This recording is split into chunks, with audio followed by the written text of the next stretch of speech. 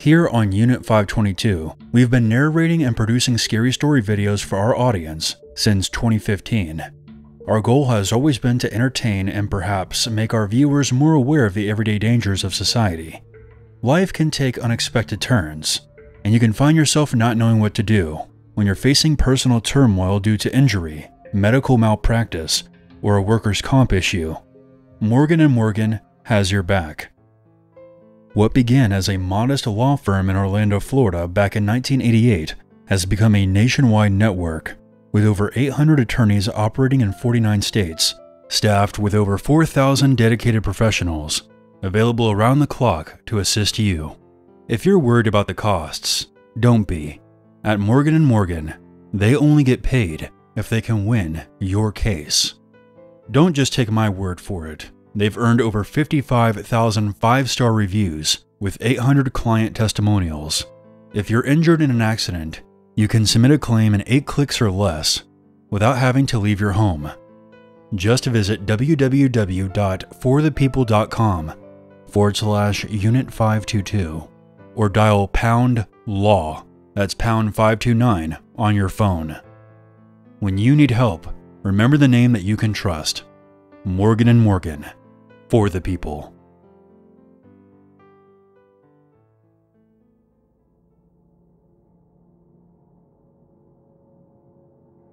I was born in London, England, to a Russian mother and a Ukrainian stepfather. My mother had me when she was very young and struggled with an alcohol and drug addiction. My stepfather used to be very kind to me, but grew cold toward me after my half-sister was born when I was around 9. Soon after she was born, my family was invited by my uncle to visit a beautiful island in Indonesia called Bali. He told us it was a tropical paradise where even the rain was warm. It would definitely be a change from the gloomy winter months of England. It was the holiday season, so I had no primary school to attend, and my mother was more than happy to accept my uncle's invitation. So we planned for a 2-week trip, packing lightly. Everything from the 27-hour-long flight to the drive to our accommodation in Bali went smoothly. My uncle wasn't lying. The rain really was warm here. The air was fresh, and the sights were breathtaking, no matter where you looked. Because of Bali's Hindu culture, the streets constantly smelt of incense, and each street corner had a small dedicated temple with offerings of fresh fruit, flower petals, and rice. I'm sure this all caused us to let our guards down. I don't recall who it was my mother had befriended, but it was another Russian family who had a daughter 3 years older than I. We were invited to dinner at their place in Ubid, a large village often called the Heart of Bali, due to its artistic reputation. On the drive there, I remember how we were going to a more isolated area of the busy village. There were a few lights, and only a couple of homes that we passed. It seemed to become much more darker as we approached our destination. Just before we pulled into our host's driveway, I looked out the open window and saw a group of traditionally dressed men playing a card game under a dim light. One of the men in particular made me retreat back into my car seat. He looked me in the eyes as we passed, with a gaze that locked onto me for far too long, which made me uncomfortable. Looking back in hindsight, I think that was when I was chosen. Even with the ignorance of a child, I still felt uneasy from his gaze that lingered on me for far too long. Despite this unnerving experience, our hosts were very lovely people. They rented a house that was next to a rice paddy field, which was surrounded by a jungle, giving full privacy to the home. From the few days I had spent in Bali already, I learned that having houses with loose gates and having thin doors made of bamboo or glass was normal here, something that I was definitely not used to back in London. I assumed it was just because of the heat and trustworthiness among the locals. Once I became tired, I was sent to sleep in a spare bedroom, while my family stayed in a guest cabin just outside. The room that I was staying in was made of glass. The walls were covered in thick curtains for privacy, and the door was left unlocked, as I came to find out later on that night. I was wearing a white night shirt and a pair of underwear. This will be relevant later on. At first, I thought I was dreaming when I woke up to a man whispering in my ear. I had a history with sleep paralysis before, and I thought that I would just go back to sleep. But then, I started to question things around me. Why was the light on? Was it daytime already? No, couldn't be. The glass walls showed it was still dark outside. I didn't feel any covers on my body, and as I regained my senses, I realized I was no longer wearing underwear. My innocent mind dismissed it as my own fault. I then turned to see an unfamiliar man lying next to me. My mind went straight to panic mode. I was now fully awake and could comprehend his words. "Come with me. Be quiet. Please don't scream." The man was dressed in all black, and he had black, slicked back hair. He looked to be about middle-aged and overweight. I will never forget his face and how he looked at me with eyes full of lust. I was still too young to understand what a pedophile was. All I knew was that this man wanted to hurt me, and I had to get away. The intruder eventually lost his patience with me and pulled out a large knife from his belt. I instantly did what he told me to do. To this day, I don't know why I didn't cry. I was still probably hoping it was just a dream, but I walked out of the room with my kidnapper. He was gripping my arm so tightly, it bruised. As we passed by the cabin my family should have been sleeping in, I screamed my mom's name once we got outside of their door. He tried covering my mouth, hissing threats of stabbing me in my throat. I screamed louder, but no one came. For some reason, at that moment, I thought that he had killed my entire family. It was the only reason that they wouldn't have come. I would later learn that my baby sister had caused my mother and stepfather to drive back to our original hotel room, but I didn't know that at the time. I really thought that they were dead, and it made me lose what little fight I had in me. He started to drag me further away from the house, through the bushes and into the jungle. He was wearing boots while I was still barefoot. I'm not sure how long he pulled me for, but I eventually found the courage to try fighting him off. I wanted to see my family. I didn't even think of myself. I wanted to see my baby sister, and the thought of anything happening to her filled me with anger. I tried kicking him in his balls, since that's what I learned in primary school if I wanted to hurt boys, but I was too weak and he threw me to the ground, breaking a few bones in the process. I tried grabbing at his knife, but in the dark, I couldn't see very well. He ended up carrying me on his back for the rest of the way, taking me deeper into the jungle. Bali's wildlife at night was so deafening that if anyone was around, they probably wouldn't have heard me over all the noise the frogs and bugs were making. At this point, I was exhausted. I could no longer scream. I couldn't fight anymore. I could barely move. Once we arrived, I noticed that the place my kidnapper had taken me to was some abandoned shack in the middle of the jungle. I had no idea how long it had taken to get there, but it was still dark out. What happened to me once we got there, I'll never be able to fully articulate, but I think everyone listening knows what happened. I don't remember how long I was in there for, and we aren't talking hours, it was weeks. He would leave me alone to recover during the day, and come back at night, leaving me scraps of food before he left. All I could think about the entire time I was in there was how I was going to die here in this torture shack. What began as a pleasant vacation had turned into the worst experience of my life. I lost faith and felt nothing but hatred for any higher beings that were meant to protect me. I hated my parents for not being there. I hated myself for being too weak to run away. Somehow, this outpouring of emotion gave me the strength to escape. I broke out of the shed and limped, then crawled to the nearest rice field. I was thinking clearly once again. I would survive this nightmare out of pure spite. Soon, I was discovered by a local rice farmer. At first, I was terrified of him. He had a scythe he was using to clear some overgrowth. The trauma that I had just experienced caused me to react with pure fear. He managed to calm me down, and although he couldn't speak English very well, I could see that he didn't have any ill intent. I let him carry me to the local village, which happened to be near where I was taken from. I lost my mind after I looked at myself in the mirror before being taken to the hospital. Most of my teeth were gone. My hair was patchy and falling off.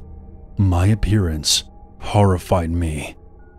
I had to have several reconstructive surgeries done to repair the broken bones that hadn't healed properly. The next year and a half is a blur for me. I find it strange that I can recall my kidnapping, but not the aftermath. Unfortunately, the man responsible for my kidnapping was never caught in time.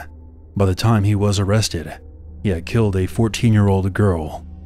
There were many other victims before me, but as the lone survivor, they were able to get enough DNA from me to have him locked up for good. But all those girls this monster murdered, and how I was almost one of them, is something that I still live with to this day. 12 years have gone by, and everyone has forgotten about them, but I never will. I know exactly what it was like for them. The trial left my family broken. We had to move to Bali temporarily. I'm not sure of all the details, but we couldn't afford to keep our house in England anymore. My stepfather ended up leaving, and my mother began to despise me for being a problematic child. After 4 years, we moved back to the UK, and I was almost instantly taken away by the foster care system. My mother had disowned me for dirtying the family blood. She had become vile and horrifically abusive to me over the years after my kidnapping. She couldn't handle what happened and was consumed by guilt. Nowadays, I'm doing much better. I still keep in contact with my younger sister, and I support her in any way I can. I graduated from college with a degree in criminology, hoping to catch more of these bastards out there in the world. I decided that I would put my trauma to use, but it wasn't easy getting to this point. I spent most of my teenage years in and out of hospitals and getting into trouble, but I ended up making some very good friends who supported me through that tough time in my life. To the survivors out there, you may seem strange to others because of your trauma, but you can't live through hell and come out the other side perfect and normal. That is not how life works. But as they say, what doesn't kill you can make you stronger. On that note, stay safe, lock your doors, and keep your children close. Thanks for listening. And if you're curious, I will link an article that was written about my experience.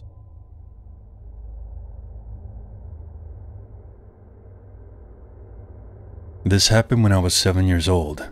I was a very strange child. I did not enjoy playing with toys. I spent most of my time exploring the rather large woods that were behind my house. I guess my guardian, we'll call him John, had a lot of trust in me even then, because I was often allowed to go by myself, and a lot of the time, this was at night. My bedroom at the time was in the attic of our cottage. It was small and cozy, and it had a large circular window that looks out over the forest. There was a window box underneath it, and I would sit there for hours and watch the sun go down behind the trees.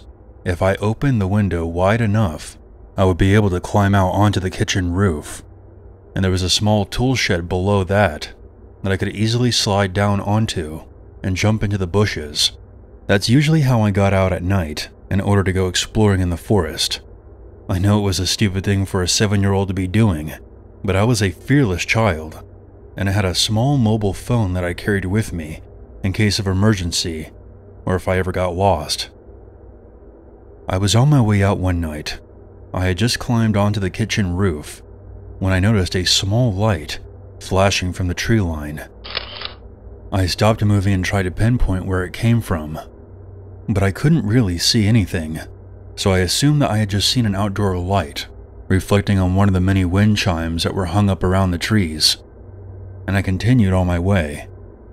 I reached the ground and had taken a few steps forward when I heard a faint sound coming from the trees. I held my breath, as I did when I was trying to hear better. I had been standing there for about a minute when I heard what can only be described as a laugh. I called out and asked if anyone was there. I didn't expect a reply, but that's exactly what I got. It sounded like an old woman's voice. I don't remember her exact words, but it was something like, "Hello, little girl. I see you." There was another quick flash. I turned and climbed back up onto the kitchen roof as fast as I could, but for some reason, I didn't go back inside the house. I guess I was just curious. I had a small pocket flashlight that I kept on the window box. I grabbed it and shined it around the garden. That's when I saw her. The woman was definitely old. In fact, she looked like a corpse. It was almost as if she hadn't eaten in a while. I remember feeling slightly afraid because she was looking directly at me. She was wearing a white nightdress, and she seemed to be swaying side to side, almost like a patient in an insane asylum. She then began whistling, "The Man Who Sold the World." And honestly, that song still freaks me out to this day. It's like an omen, because strange things seem to happen to me whenever I hear it. Before crawling back into my bedroom, I remember noticing a camera in her hands. I know after I went back inside, she stayed for a while longer, because I saw a few more flashes outside before I fell asleep. Needless to say, I locked my window at night, and though this incident did not stop me from going back out, this encounter definitely made me more aware whenever I did. It's been 13 years, and I haven't seen that woman since.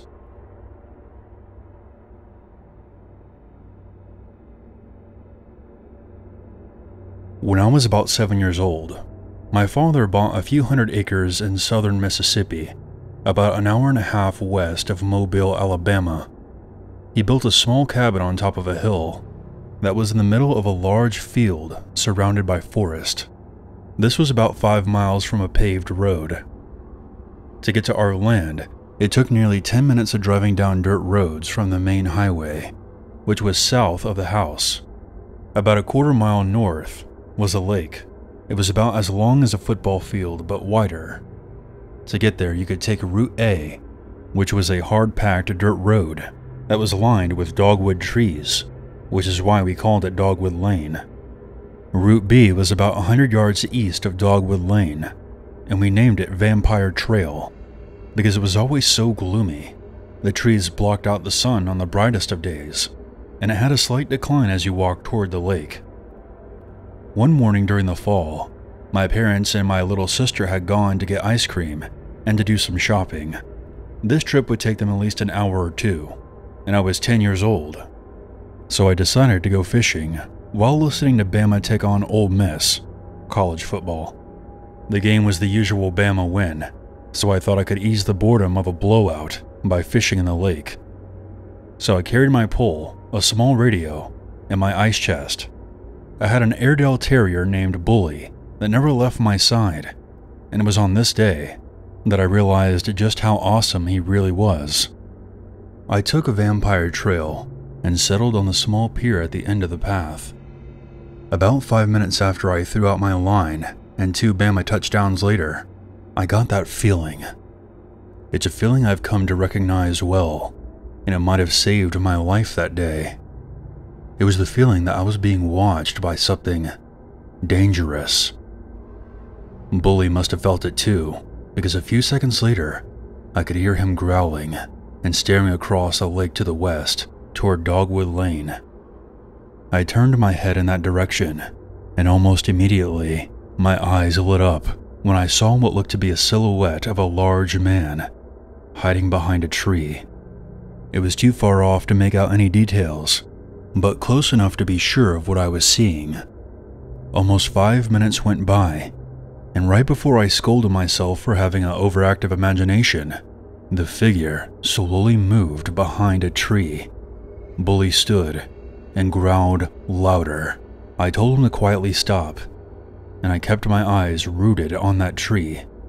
Over the next 10 minutes, which felt like hours, I watched while this figure moved slowly from tree to tree. Scared stiff was something I found to be true at that moment. For some reason, I thought it was important that whoever or whatever it was didn't know that I was aware of it. I finally realized that the figure's path was bringing it closer to me. My paralysis broke, and I casually put down the fishing pole and started walking back towards Vampire Trail. As an adult, I was in the Army for 11 years as an MP, but not turning back to look over my shoulder that day was the hardest thing I've ever done. When I hit the tree line, I broke into a sprint. As I was running, Bully dashed ahead of me and stopped some 20 yards ahead, facing me, until I would pass him. He continued this the entire way home. My dog was watching my back. Although I can grasp how epic this was now, at the time I was so scared. I was literally sick. Even at a young age, I knew that a large man trying to creep up on a 10-year-old boy was up to no good. When I got back to the cabin, I immediately locked the door and got one of my dad's shotguns, as well as his .38 revolver. I sat in front of the large window, my eyes glued to both of the trail openings. I never felt safe there again.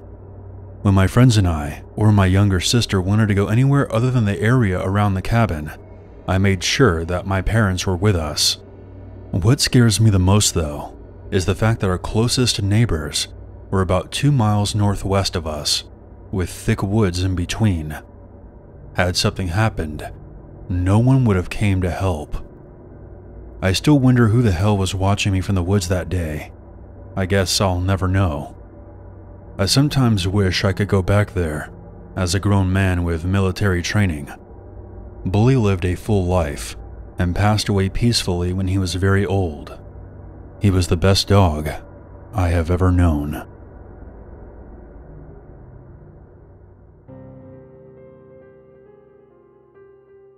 Hey everyone, this is your Uncle Unit.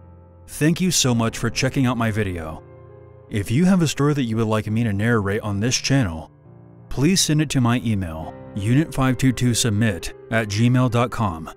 Make sure you hit the subscribe button so you don't miss out on any future content. And if you would like to support this channel even further, you can check out my merch store. There's a link for that in the description. I look forward to hearing from you, and I hope you stay tuned for the next video. Until then, never forget. There's always a reason to be afraid.